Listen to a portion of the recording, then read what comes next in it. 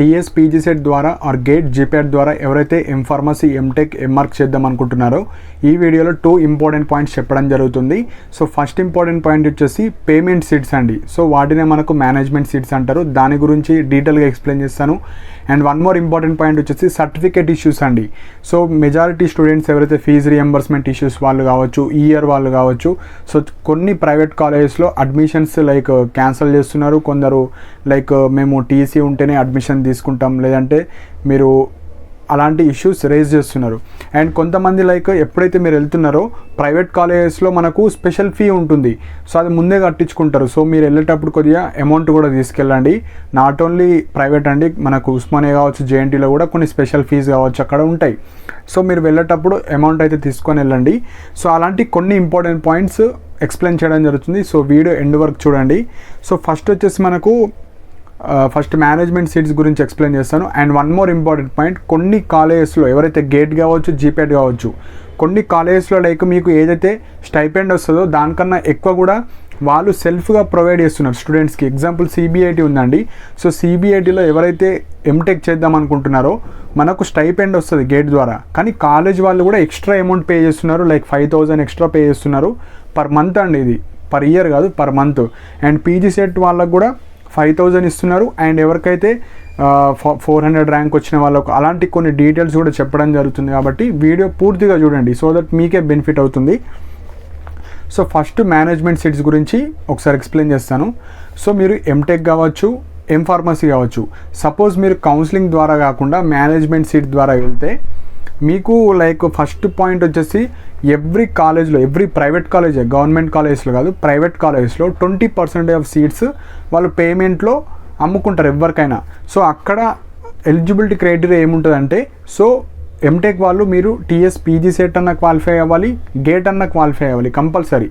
ఏదో ఒకటి ఉంటే సరిపోతుంది. లేదంటే గేట్ ఉన్న వాళ్ళు గేట్, పీజీ సెట్ ఉన్న వాళ్ళు పీజీ సెట్ అప్లై చేసుకోండి. ఎంఫార్మసీ వాళ్ళు పక్క పీజీ సెట్ కావచ్చు, జీప్యాట్ కావచ్చు, ఏదో ఒకటి క్వాలిఫై ఉండాలి. సో ఏదో ఒకటి క్వాలిఫై ఉండాలి. అండ్ మీరు బీ ఫార్మసీ అయితే బీ ఫార్మసీ పాస్ అయి ఉండాలి, బీటెక్ వాళ్ళైతే బీటెక్ పాస్. సో ఇది మెయిన్ ఎలిజిబిలిటీ క్రైటీరియా. మీరు డైరెక్ట్గా పేమెంట్ సీట్స్ని మీరు అడ్మిషన్స్ తీసుకోవచ్చు. సో మనకు ఆ కాలేజీలో పేమెంట్ సీట్స్ ఉన్నట్టు ఎలా తెలవాలంటే, ప్రతి కాలేజ్ మీకు నచ్చిన కాలేజ్ ఓపెన్ చేయాలి, వెబ్సైట్ ఉంటుంది. వెబ్సైట్లో 2024కి సంబంధించిన నోటిఫికేషన్స్ కూడా ఉంటాయి కొన్ని కాలేజెస్లో. సో వెబ్సైట్లో చెక్ చేసుకోవాలి. సెకండ్, వాళ్ళు అడ్వర్టైజ్మెంట్ కూడా ఇస్తారు న్యూస్ పేపర్స్లో కావచ్చు. సో అలా కూడా చూసుకోవచ్చు. సో మెయిన్గా మనకు వెబ్సైట్లో ఈజీగా చూసుకోవచ్చు, ఎందుకంటే న్యూస్ పేపర్లో ఎవ్రీడే రావు, ఏదో ఒక రోజు వస్తుంది. సో ఇప్పుడు మనకు ఫేజ్ 1 నడుస్తుంది కౌన్సిలింగ్.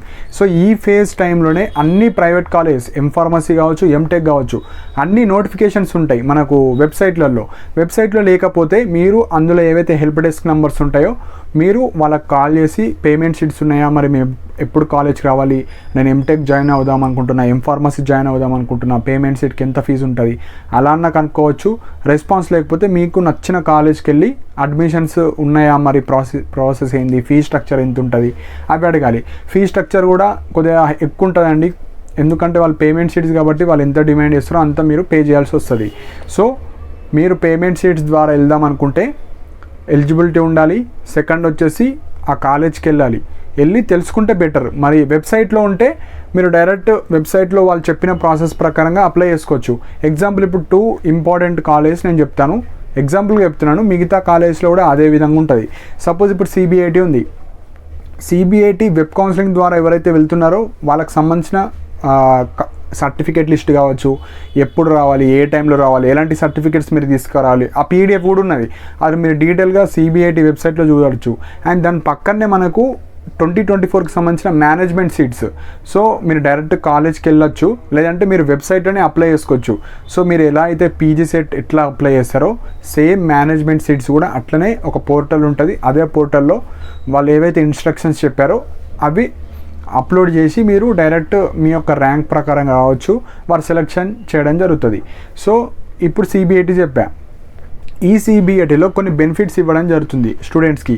ఎవరైతే గేట్ ద్వారా మీరు అందులో సీట్ వస్తే అక్కడ మీకు మీ స్టైపెండ్ మీకు వస్తుంది, కానీ వాళ్ళు ఫైనాన్షియల్గా మీకు హెల్ప్ చేయడం జరుగుతుంది. పర్ మంత్ 5,000 ఇవ్వడం జరుగుతుంది.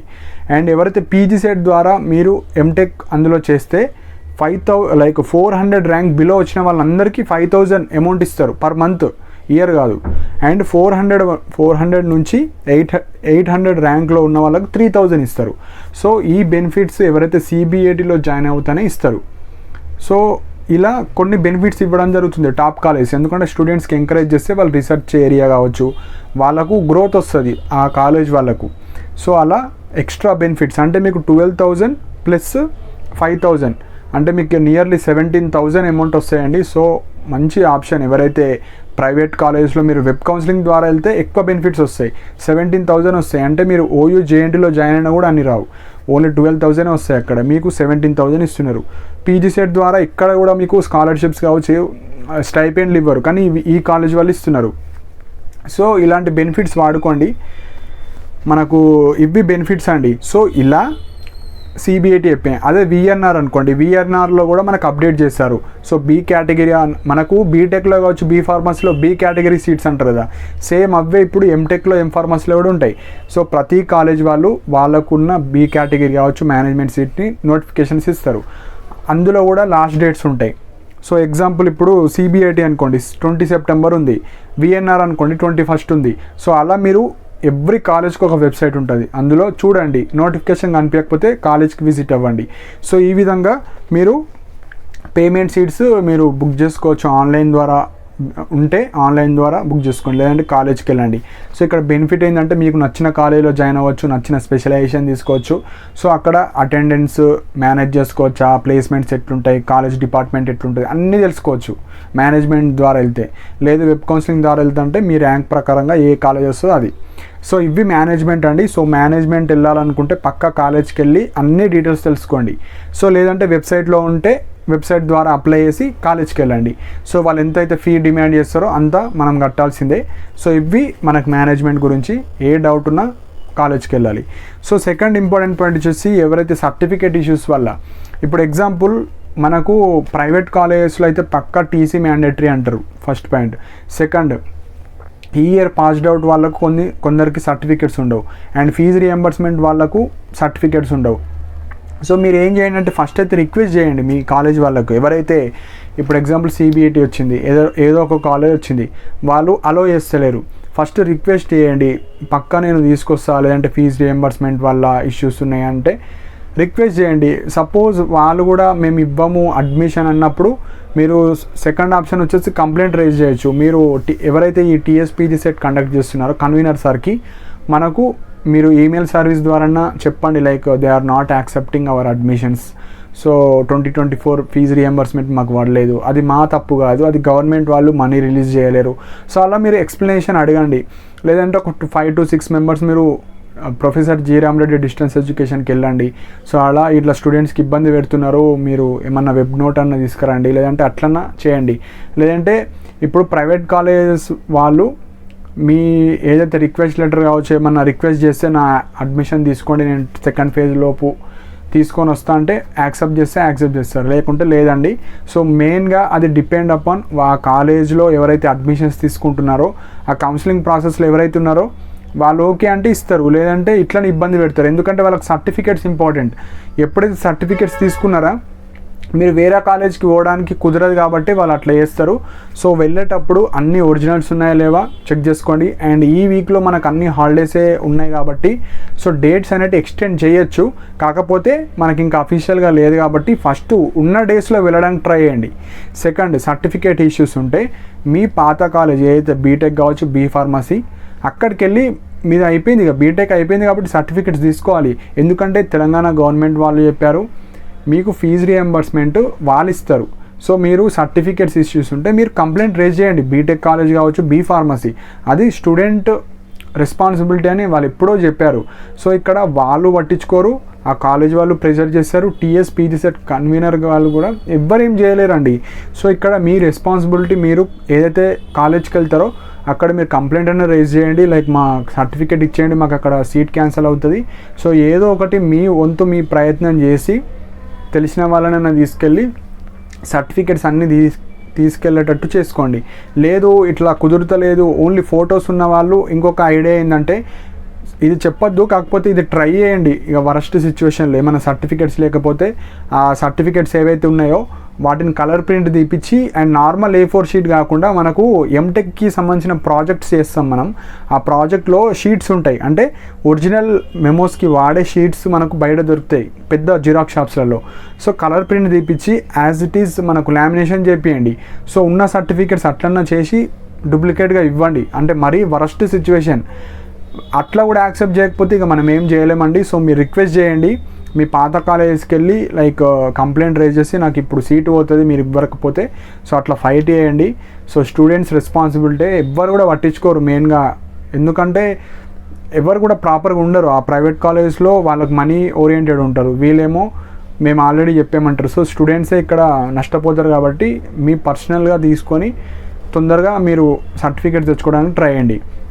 సో వెళ్ళేటప్పుడు ఒరిజినల్స్ అయితే పక్కా తీసుకెళ్ళాలి. అండ్ వాళ్ళు ఎవరైతే ఒరిజినల్స్ అడుగుతున్నారో అవి ఇచ్చేయాల్సిందే. నెక్స్ట్ జిరాక్స్ సెట్స్ అయితే 4-5 తీసుకెళ్ళండి. ఒక్కొక్క కాలేజీలో ఒకలాగా అడుగుతారు. ఫోటో కాపీస్ తీసుకెళ్ళండి, ఆధార్ కార్డు తీసుకెళ్ళండి, ఎక్స్ట్రా అమౌంట్ తీసుకెళ్ళండి, ఎక్స్ట్రా ఫీజు అడగడం జరుగుతుంది. అండ్ ఇంకొక మెయిన్ పాయింట్ ఏంటంటే, ఇప్పుడు ఒక కాలేజ్ వచ్చింది, అందులో ఎక్స్ట్రా ఫీజు కానీ ఏమైనా పే చేస్తే వాళ్ళు ఇవ్వరండి. ఓన్లీ ట్యూషన్ ఫీ మాత్రమే మీకు రీఫండ్ చేస్తారు అటు సైడ్. ఇప్పుడు ఎగ్జాంపుల్ CBIT వచ్చింది, నెక్స్ట్ ఇంకొక కాలేజ్ వచ్చింది అనుకోండి, ఏదో ఒక కాలేజ్, మీరు ఏదైతే ఎక్స్ట్రా ఫీజ్ పే చేస్తున్నారో అది ఇవ్వరు mostly. Only tuition fee, course fee మాత్రమే మీకు ట్రాన్స్ఫర్ చేయడం జరుగుతుంది. కాబట్టి వెళ్ళేటప్పుడు మీరు అమౌంట్ వచ్చేసి పే చేసేటప్పుడు చాలా జాగ్రత్తగా పే చేయండి. మీ స్లిప్స్ ఏవైతే ఉంటాయో అవి జాగ్రత్తగా ఫొటోస్ తీసుకొని అండ్ జిరాక్స్ తీసుకొని అన్నీ పెట్టుకోండి ప్రూఫ్ కోసం. సో ఇవ్వండి. మీకు ఏమైనా డౌట్స్ ఉంటే ఇంకా ఒకటి PG సెట్ వాళ్ళకన్నా కాల్ చేయాలి, లేదంటే మీకు పాత కాలేజ్ కన్నా వెళ్ళి కంప్లైంట్స్ రైజ్ చేయండి. సో ఇవే వేరే సొల్యూషన్స్ అయితే ఏం లేవు. సో వెళ్ళేటప్పుడు అన్ని సర్టిఫికేట్స్ ఉన్నాయా, కొద్దిగా తొందరగా వెళ్ళడానికి ట్రై చేయండి. 10 o'clockకి మీరు కాలేజీలో ఉండేటట్టు చూసుకోండి. సో ఇక్కడ మెయిన్ వచ్చేసి 2 points. B కేటగిరీ సీట్స్ ద్వారా ఎవరైతే వెళ్దాం అనుకుంటున్నారో కాలేజ్ కన్నా వెళ్ళండి, లేదు దానికన్నా ముందు మీరు వెబ్సైట్లో చెక్ చేయాలి ఏమైనా నోటిఫికేషన్ వచ్చిందా, అలా చెక్ చేసుకొని అప్లై చేసుకోవచ్చు. లేదు నేను కౌన్సిలింగ్ ద్వారా వెళ్తా అంటే కౌన్సిలింగ్ ద్వారా వెళ్ళొచ్చు. సో సర్టిఫికేట్స్కి అయితే పర్సనల్గా మనం ఏం సజెస్ట్ చేయలేం, ఉన్న సర్టిఫికేట్స్తోని తీసుకెళ్ళండి. వాళ్ళు లెటర్ రాస్తే యాక్సెప్ట్ చేస్తే ఓకే, లేదంటే ఇంకా మీ పర్సనల్గా మీరు ఫైట్ చేస్తే తప్ప మీకు రిజల్ట్స్ అనేవి రావండి. సో ఇవి మెయిన్ పాయింట్స్ అండి. సో ఇంకేమైనా పాయింట్స్ మిస్ అయితే కింద కమెంట్ సెక్షన్లో మెన్షన్ చేయండి.